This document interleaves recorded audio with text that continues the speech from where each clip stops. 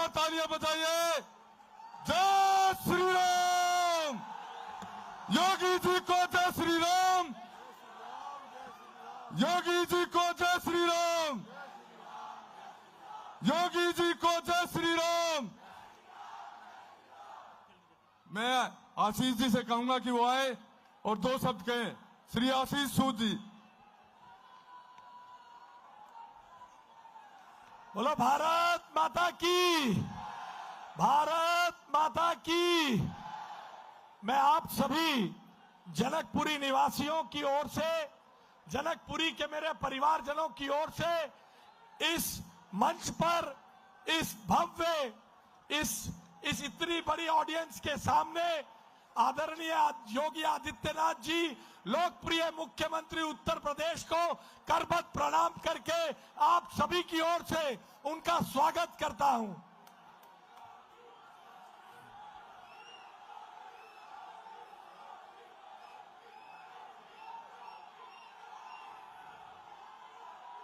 मुझे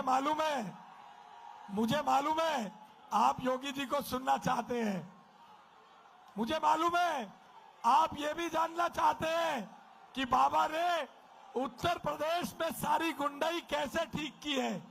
आप ये भी जानना चाहते हैं कि उत्तर प्रदेश जब इतना बड़ा राज्य होके सब कुछ ठीक हो सकता है, जब उत्तर प्रदेश में प्रयागराज में गंगा निर्मल हो सकती है, जब पूरे उत्तर प्रदेश की नदियों में निर्मल होने का काम हो सकता है, तो दिल्ली ऐसा राज्य क्यों है?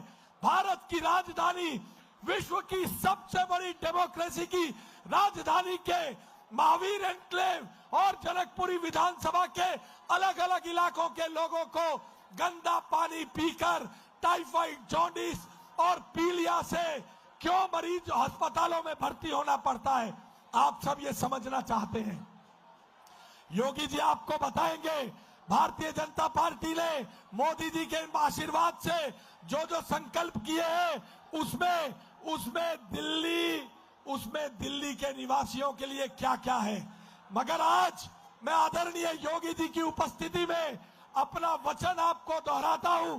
बाबा की उपस्थिति में, गोरक्ष पीठाधीश्वर की उपस्थिति में मैं आपको वचन दोहराता हूं कि आपके पहली कैबिनेट मीटिंग में सीवर और पानी की पाइपलाइन का बजट पास होगा और जनकपुरी विधानसभा की सीवर और पानी की पाइपलाइन 6 महीने में बदलकर आपको आपके घरों में साफ पानी देने का काम करूंगा।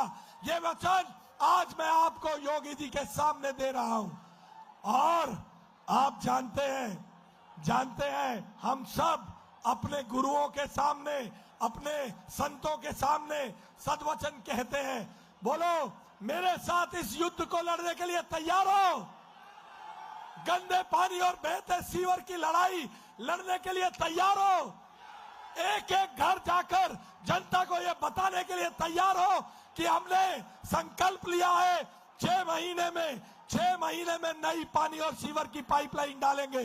बोलो तैयार हो क्या? बोलो तैयार हो? तो बोलो नरेंद्र मोदी जिंदाबाद, भारतीय जनता पार्टी जिंदाबाद, बोलो योगी आदित्यनाथ जिंदाबाद, बोलो मोदी योगी जिंदाबाद। बहुत बहुत धन्यवाद। मैं अब आपके बीच में और योगी जी के बीच में ज्यादा देर नहीं रहना चाहता। अपनी बात अब सड़कों पे चलेगी। बहुत बहुत धन्यवाद, बहुत बहुत धन्यवाद।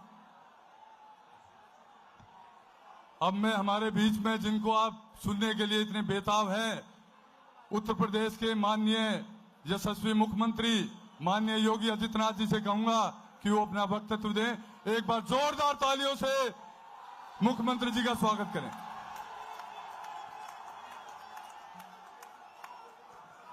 भारत माता की, भारत माता की, भारत माता की।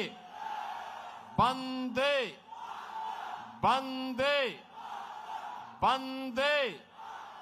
नमः पार्वती पतिये हर हर। भारतीय जनता पार्टी के जिला के अध्यक्ष श्री चंद्रपाल बख्शी जी, आज के इस कार्यक्रम में उपस्थित गुरुद्वारा प्रबंध कमेटी के सदस्य श्री रमनदीप थापर जी, मंच पर उपस्थित एमएलए किश्तवाड़ सुश्री सगुन परिहार जी, अजीत सिंह जी, महेश बख्शी जी, नीरज दीक्षित जी, पार्षद श्रीमती उर्मिला चावला जी और भारतीय जनता पार्टी के लोकप्रिय प्रत्याशी सियासी सूद जी,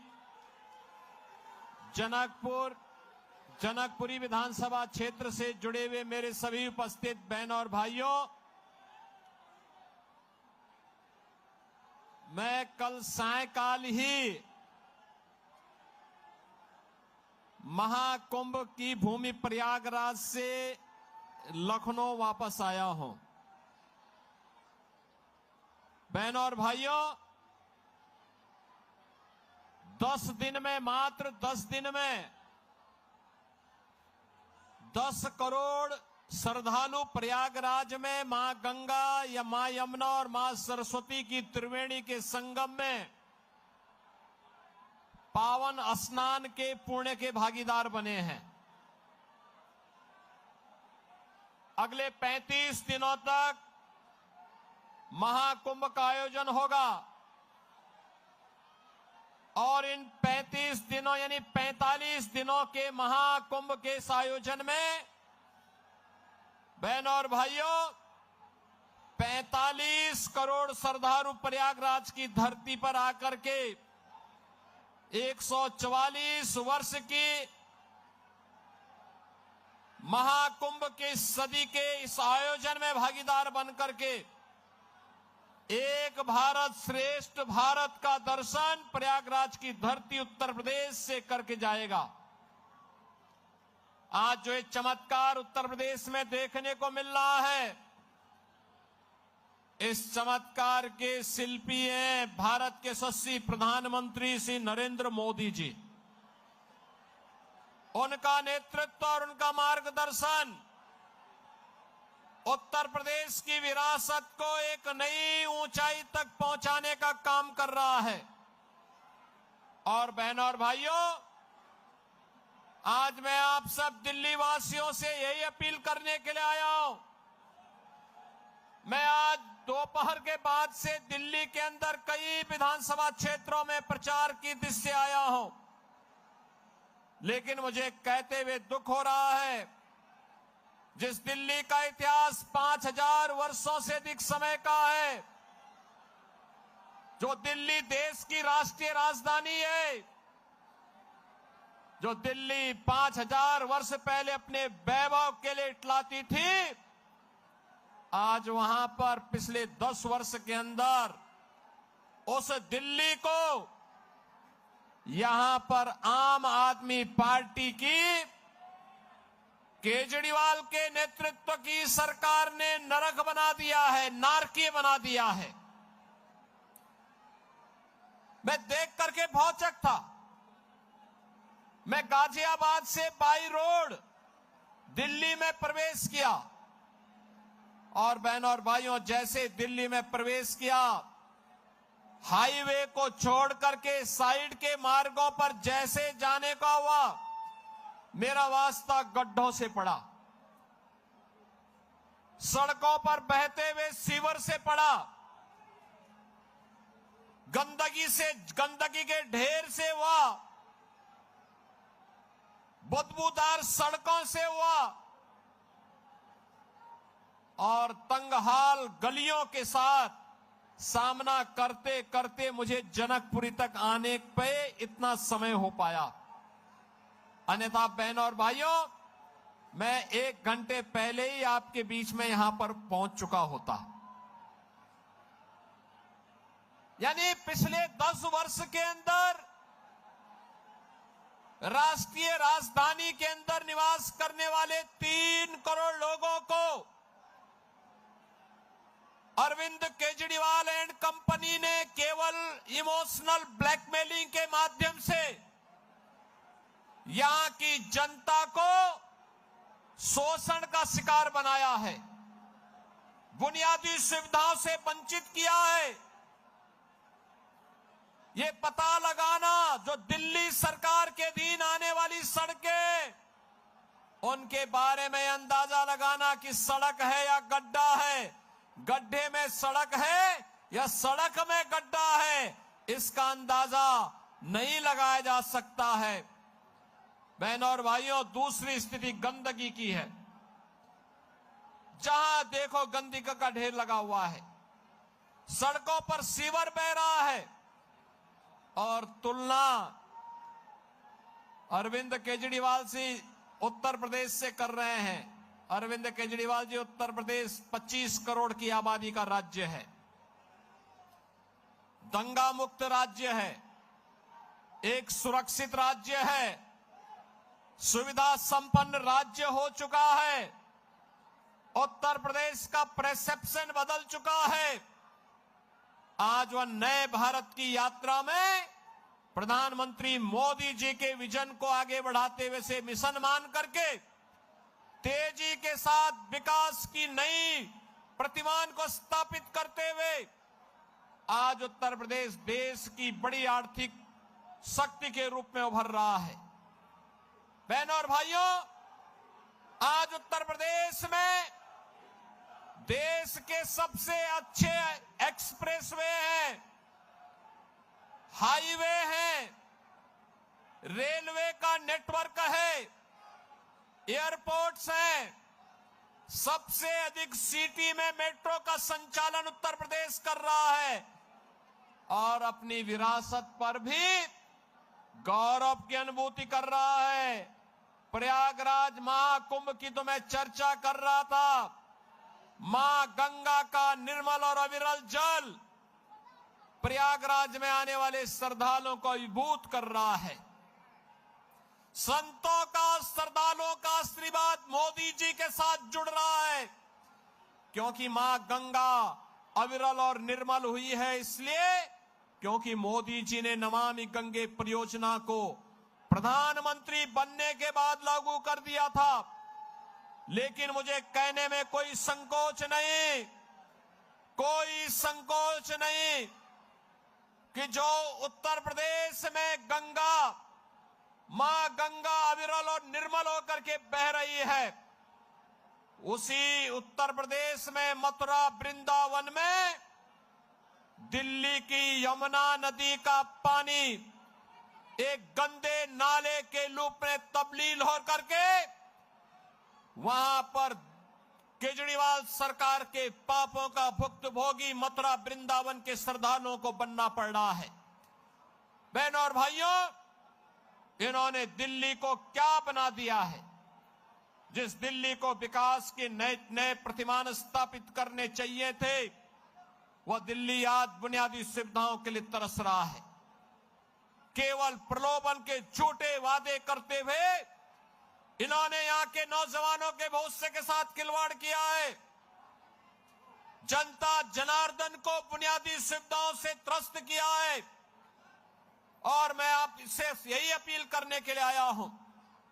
ये विकास की बात करते हैं, बुनियादी सुविधाएं देखनी हो या इंफ्रास्ट्रक्चर देखना हो, एनसीआर से जुड़े हुए उत्तर प्रदेश के जनपदों को ही देख लें। गाजियाबाद हो या नोएडा, याद करिए ओखला औद्योगिक क्षेत्र दिल्ली में है, लेकिन वहां पिछले 10 वर्ष के अंदर कोई निवेश नहीं हुआ। वहां पर कोई निवेश नहीं हुआ, कोई बुनियादी सुविधा नहीं, उद्योग बंद हो रहे हैं। वहां निवेश की बजाय केजरीवाल एंड कंपनी ने बांग्लादेशी घुसपैठियों और रोहिंग्या को वहां पर बसाने का काम कर दिया है। लेकिन बहनों और भाइयों, दूसरी ओर अगर आप आकर के देखेंगे न्यू ओखला के रूप में नोएडा और ग्रेटर नोएडा को, आपको जमीन आसमान का अंतर दिखाई देगा। देश का सबसे अच्छा निवेश का डेस्टिनेशन बनकर के नोएडा, ग्रेटर नोएडा उभरा है। दिल्ली के लोग अब निवास करने के लिए नोएडा में जा रहे हैं, निवेश करने के लिए भी नोएडा में जा रहे हैं। अब वे दिल्ली में नहीं रहना चाहते, क्योंकि दिल्ली की आम आदमी पार्टी की सरकार ने उन्हें बुनियादी सुविधाओं से वंचित किया है। आपने देखा होगा, ये सरकार जो आम आदमी पार्टी की पिछले 10 वर्षों से दिल्ली की जनता के साथ यहां पर धूर्ततापूर्ण व्यवहार कर रही है। इस सरकार ने, अरविंद केजरीवाल एंड कंपनी ने अपने गुरु स्वर्गीय अन्ना हजारे को भी बेवकूफ बनाया था, उनको धोखा दिया। अन्ना हजारे को धोखा देने के बाद इस सरकार ने जो बातें कही थी जन लोकपाल लाने की,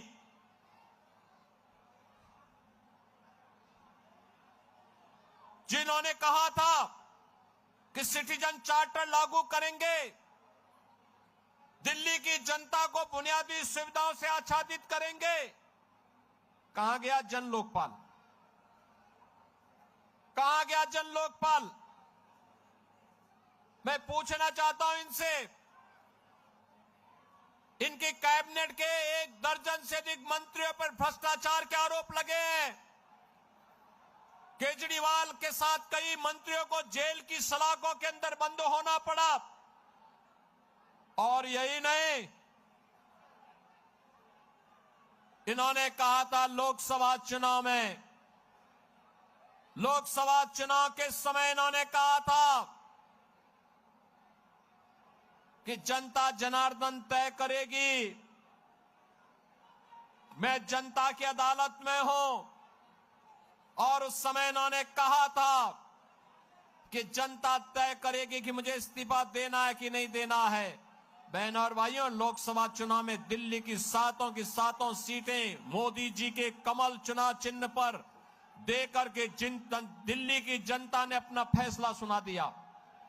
लेकिन बहनों और भाइयों, न तो यह केजरीवाल एंड कंपनी, न तो जनता जनार्दन से किए हुए वादे पर अक्सरशः सही उतर पा रही है, और नहीं बुनियादी सुविधाओं को देने में ये सफल नहीं है, बल्कि दिल्ली के अंदर अराजकता को बढ़ावा देने का काम इन्होंने किया है। आप सब जानते हैं, दिल्ली के अंदर जामिया मिलिया के आसपास सैकड़ों एकड़ लैंड उत्तर प्रदेश सरकार के सिंचाई विभाग की है। वहां पर भी आम आदमी पार्टी के जुड़े हुए पदाधिकारियों और विधायकों ने तमाम जमीनों पर बांग्लादेशियों को जबरन बसाने का काम कर दिया था, अवैध कब्जे कर दिए थे, निर्माण कर दिए थे। मैंने कई बार दिल्ली की सरकार से कहा कि भाई ये अवैध कब्जा उत्तर प्रदेश की जमीन पर मत करो, मत करवाने दो, लेकिन जब ये नहीं माने, उन्होंने कोई सहयोग नहीं किया, तो बहनों और भाइयों, मुझे उत्तर प्रदेश से अपना बुलडोजर भेजना पड़ा था, और बुलडोजर भेज करके मुझे फिर वो पूरी जमीन खाली करवानी पड़ी थी। और मैंने कहा है, दिल्ली को अगर किसी अच्छी दिल्ली के नागरिकों के लिए कोई सुविधा देने के लिए जमीन की आवश्यकता पड़ेगी, उत्तर प्रदेश सरकार जमीन देगी, लेकिन विदेशी घुसपैठियों को 1 इंच जमीन नहीं देंगे, 1 इंच जमीन नहीं देंगे। आज उत्तर प्रदेश सुरक्षित है क्योंकि डबल इंजन की सरकार है। आज उत्तर प्रदेश सर्वाधिक मेट्रो चला रही है क्योंकि डबल इंजन की सरकार है। आज उत्तर प्रदेश के अंदर सबसे अधिक एक्सप्रेसवे है क्योंकि डबल इंजन की भारतीय जनता पार्टी की सरकार है। उत्तर प्रदेश के अंदर सबसे बड़ा हाईवे का नेटवर्क है इसलिए क्योंकि डबल इंजन की भारतीय जनता पार्टी की सरकार है। उत्तर प्रदेश के पास रेलवे का सबसे बड़ा नेटवर्क है इसलिए क्योंकि डबल इंजन की भारतीय जनता पार्टी की सरकार है। उत्तर प्रदेश के पास रेलवे का सबसे बड़ा नेटवर्क है इसलिए क्योंकि उत्तर प्रदेश में डबल इंजन की भाजपा की सरकार है। उत्तर प्रदेश आज इंडस्ट्रियल इन्वेस्टमेंट का सबसे बड़े हब के रूप में स्थापित हो रहा है, क्योंकि डबल इंजन की भाजपा की सरकार है। लॉजिस्टिक हब के रूप में उत्तर प्रदेश स्थापित हो रहा है, क्योंकि डबल इंजन की भाजपा की सरकार है।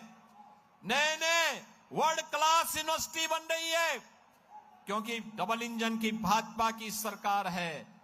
और नौजवानों के लिए रोजगार के अवसर आगे बढ़ रहे हैं, क्योंकि भाजपा की डबल इंजन की सरकार है।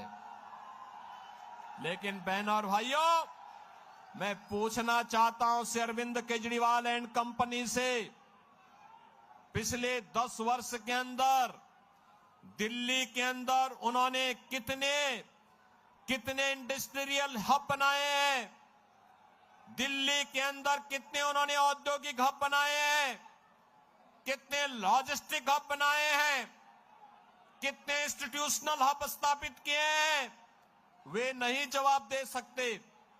और मैं तो कहना चाहता हूं, हमारा पूरा 54 सदस्यीय कैबिनेट ने कल प्रयागराज के महाकुंभ की त्रिवेणी में संगम में डुबकी लगाई है।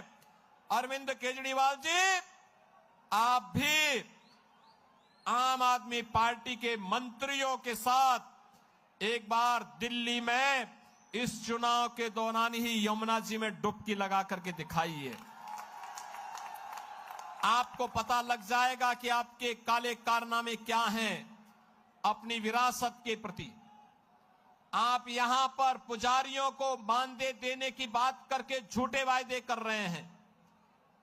आपने मौलवियों को, मुल्लाओं को तमाम पहले से आप उन्हें मानदेय देने की बात करते थे, आज वह देने में विफल है। तो ध्यान भटकाने के लिए पुजारियों का नाम लिया, लेकिन आप भूल गए बौद्ध भंते भी उसी श्रेणी में आते थे, उनका नाम आपने नहीं लिया। वाल्मीकि मंदिरों के पुजारी भी उसी श्रेणी में आते थे, आपने उनका नाम नहीं लिया। रविदासीय परंपरा से जुड़े हुए मंदिरों में भी तमाम पुजारी हैं, उनको भी आपने मानदेय से वंचित रखने की बात कही है। आपकी ये दोहरी नीति नहीं चलेगी, दिल्ली से स्वीकार करने को तैयार नहीं है। और इसीलिए जनकपुरी विधानसभा क्षेत्र से भारतीय जनता पार्टी ने, आदरणीय प्रधानमंत्री जी ने, श्री जेपी नड्डा जी ने से आशीष सूद को प्रत्याशी के रूप में यहां पर आपको मौका दिया है। बहनों और भाइयों, आशीष सूद जी एक जुझारू नेता हैं, कार्य करने का जज्बा रखते हैं, आपके हितों के लिए लड़ाई लड़ने का सामर्थ्य रखते हैं। जैसे उत्तर प्रदेश की सूरत बदली है, तस्वीर और तकदीर बदली है, उत्तर प्रदेश में देश और दुनिया के सभी लोग आज आने को उत्सुक हैं। ऐसे ही दिल्ली के लिए भी डबल इंजन की सरकार चाहिए, और डबल इंजन सरकार के लिए आशीष सूद को जनकपुरी से विधायक बनकर के जाना आवश्यक है। आपका आशीर्वाद आशीष सूद जो को प्राप्त होगा, सभी लोग आशीर्वाद देंगे। मेरी आवाज जहां तक जा रही है, आशीष सूद जी को अपना आशीर्वाद देने के लिए दोनों हाथ ला करके मुझे बताओ। सामने घरों के ऊपर, दोनों ओर, पीछे सड़क में भी जितने भी लोग हैं, सभी दोनों हाथ ला करके मेरे सामने आश्वस्त करिए आशीष सूद को भारी बहुमत से विजयी बनाने के लिए। सभी लोग सहमत हैं? विजयी बना के भेजेंगे, बना के भेजेंगे। मेरे साथ बोलेंगे, भारत माता की, भारत माता की, भारत माता की जय श्री राम, जय श्री राम, जय जय श्री राम, जय जय श्री राम। धन्यवाद आदरणीय मुख्यमंत्री जी। योगी जी को जय श्री राम, योगी जी को जय श्री राम, योगी जी को जय श्री राम।